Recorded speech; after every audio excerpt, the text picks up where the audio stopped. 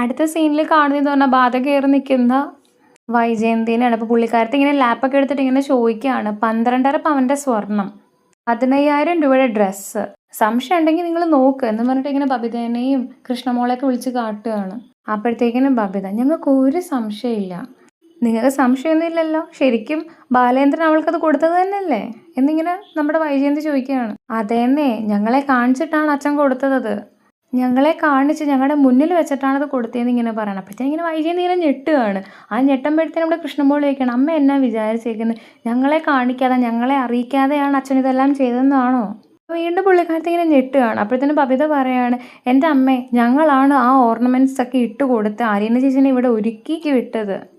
നമുക്കടെ അതിന് സപ്പോർട്ട് കിട്ടില്ലെന്ന് അറിഞ്ഞുകൊണ്ടായിരിക്കും നമ്മുടെ വൈജയന്തി നേരെ രോഹിൻ്റെ അടുത്ത് പോയിട്ട് ചോദിക്കുകയാണ്, മോനെ, ഒരു വേലക്കാരിക്ക് എടുക്കേണ്ടതാണോ ഇത്രയും സ്വർണവും പൈസയൊക്കെ എന്ന്.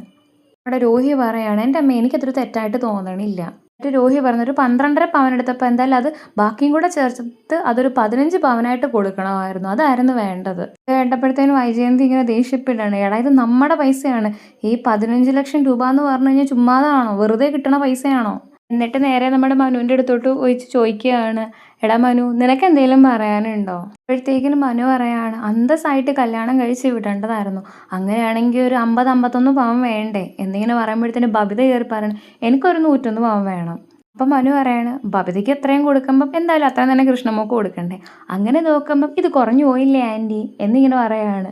അപ്പോഴത്തേക്കിന് വൈജയന്തി ഇങ്ങനെ ഒരുമാതിരി പുച്ഛം, ഒരു പരിഹാസ ചിരി. അപ്പോഴേക്ക് വൈജയന്തി, എൻ്റെ മക്കൾക്ക് എത്ര വേണമെങ്കിലും കൊടുക്കാം, അത് എൻ്റെ മക്കളാ, അതുപോലാണോ എങ്ങാണ്ടെന്ന് വന്ന ഒരു അലവലാതി പെണ്ണിന് ഇത്രയും പൈസ കൊടുക്കണത്?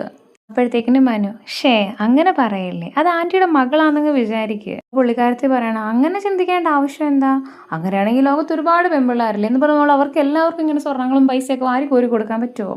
മനു പറയാണ്, അലീന നമ്മുടെ കുടുംബത്തിന് വേണ്ടി ചെയ്ത കുറേ സർവീസുകളുണ്ട്, അപ്പം അതിൻ്റെ ഒരു സ്നേഹമായിട്ട്, ഒരു സമ്മാനമായിട്ട് അങ്കിള് കൊടുത്തതാണത്. വൈജയന്തി ചോദിക്കണം, എന്ത് സേവനമാണ് അവൾ ചെയ്തത്? കുറേ കാര്യങ്ങൾ ചെയ്ത കുഞ്ഞുമോളില്ലേ ഇവിടെ, കുഞ്ഞുമോക്ക് വല്ലതും കൊടുത്തോ? ഇല്ലല്ലോ. അതിനു മുമ്പുള്ള ലീലയ്ക്ക് കൊടുത്തോ? അവിടെയും കൊടുത്തില്ല. അതിനു മുമ്പുള്ള ജാനമ്മയ്ക്ക് കൊടുത്തു, അവിടെയും കൊടുത്തില്ല.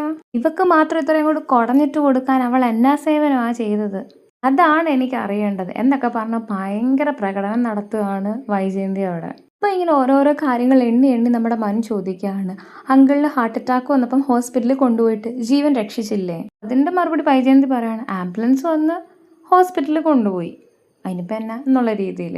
അപ്പോൾ മനു അടുത്ത കാര്യം പറയുകയാണ്, ഇതിനെതിരെ പോലീസ് പീഡന കേസിന് ചാർജ് എടുത്ത സമയത്ത് അതിൽ നിന്ന് അവനെ അവൾ രക്ഷിച്ചില്ലേ? അപ്പോൾ അതിനും വൈജയന്തി പറയാണ്, അവൾ എന്തിനാ കത്രിക എടുത്തിട്ട് അവളുടെ വയറ്റിൽ കുത്തി കയറ്റാനായിട്ട് ശ്രമിച്ചത്? അതുമല്ല, എന്തിനാ നമ്മുടെ രോഹിൻ്റെ റൂമിലേക്ക് അവൾ അങ്ങോട്ട് എന്ന് കയറിയത്?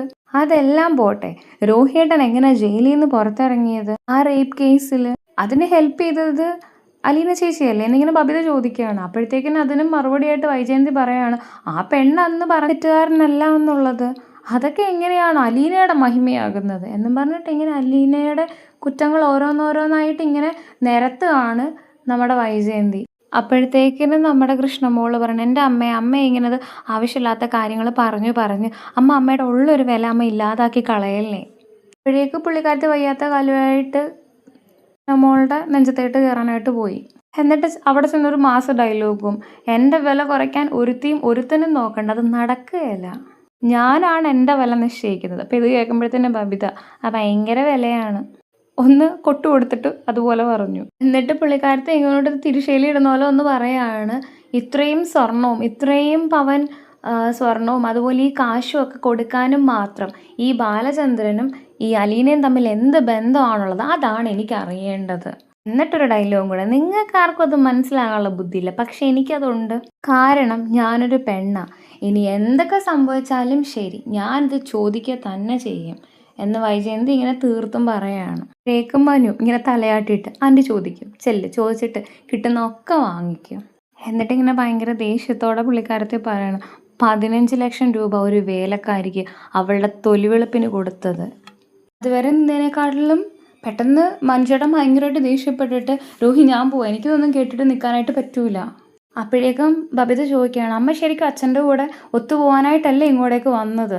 ഞാൻ ബാലേന്ദ്രൻ്റെ കൂടെ ഒത്ത് ജീവിച്ച് പോകണം എന്നുണ്ടെങ്കിൽ എനിക്ക് ഈ ചോദ്യത്തിൻ്റെയൊക്കെ ഉത്തരം കിട്ടണമെന്ന് ഭയങ്കരമായിട്ട് ദേഷ്യമായിട്ട് പുള്ളിക്കാരത്തി പറയാണ്. അപ്പോഴേക്കും ഭയങ്കര ദേഷ്യപ്പെട്ട് മനുചേട്ടൻ കൃഷ്ണമോളോടും ബബിതനോടും ബബി കൃഷ്ണ ഞാൻ പോവാട്ടോ ഇറങ്ങും രോഹി ഞാൻ ഇറങ്ങുവാട്ടോ എന്ന് ദേഷിച്ച് അവിടെ അങ്ങോട്ട് ഇറങ്ങിങ്ങ് പോയി.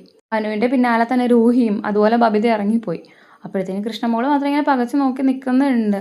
അപ്പോഴത്തേക്കിന് നമ്മുടെ വൈജയന്തി പുള്ളിക്കാരത്തിനെ ഒന്ന് കണ്ണുരുട്ടി പേടിപ്പിച്ച് ഇനി